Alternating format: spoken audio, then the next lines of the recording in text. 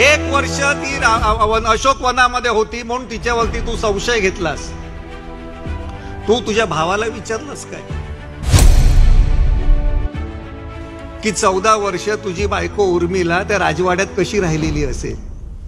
ती सांगते अग्निपरीक्षा घ्यायची असेल तर सीतेची घेऊ नको, माझी शुद्धता बघ, म्हणजे तुझी खानदान काय लायकीची असेल ती समजेल। माथी घालू काटे या पद्धतीचं हे आंदोलन आहे। कारण 2 दिवसापूर्वी संभाजी ब्रिगेडचं जे अधिवेशन झालं त्या अधिवेशनाबद्दल प्रभू रामचंद्रांबद्दल ज्या वाईट शब्दात भाष्य केलं गेलं त्या भाष्याचा सर्वप्रथम आम्ही भारतीय जनता पार्टी म्हणून निषेध करतो।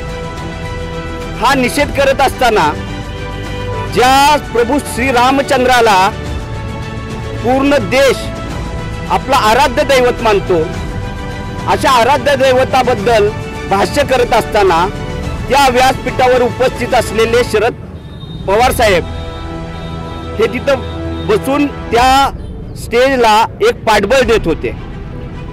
कुठेही त्यांनी त्याचा खेद व्यक्त केला नाही, निषेध व्यक्त केला नाही। स्वामी समर्थांबद्दल अतिशय वाईट भाषेत त्या स्टेजवर बोललं जात होतं।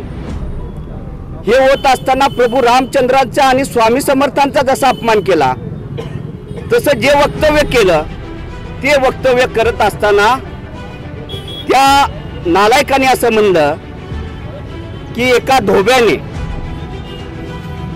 धोब्याने म्हणजे एखाद्या माणसाने जर काही चुकीचं वक्तव्य केलं असेल तर ते पूर्ण समाजावर तुम्ही आणता आणि कुठेतरी ओबीसी समाजातले छोटे छोटे घटक दाबण्याचा प्रयत्न शरद पवारांकडनं होतोय। कारण त्या व्यासपीठाला पाठबळ हे शरद पवारांचं होतं। जसं प्रभू रामचंद्रांचा आणि स्वामी समर्थांचा अपमान केलाय तसाच हा ओबीसी समाजाचा अपमान आहे। ओबीसी समाजातल्या छोट्या छोट्या घटकांना दाबण्याचा प्रयत्न आहे। आत्ताच 8 दिवसापूर्वी परीड समाजाने ओबीसी समाजाने फडणवीस साहेबांची भेट घेतली होती। त्यांच्याबद्दलच्या अडचणी त्यांनी सांगितल्या होत्या समाजातल्या, त्या सोडवण्यासाठी फडणवीस साहेब प्रयत्न करत होते।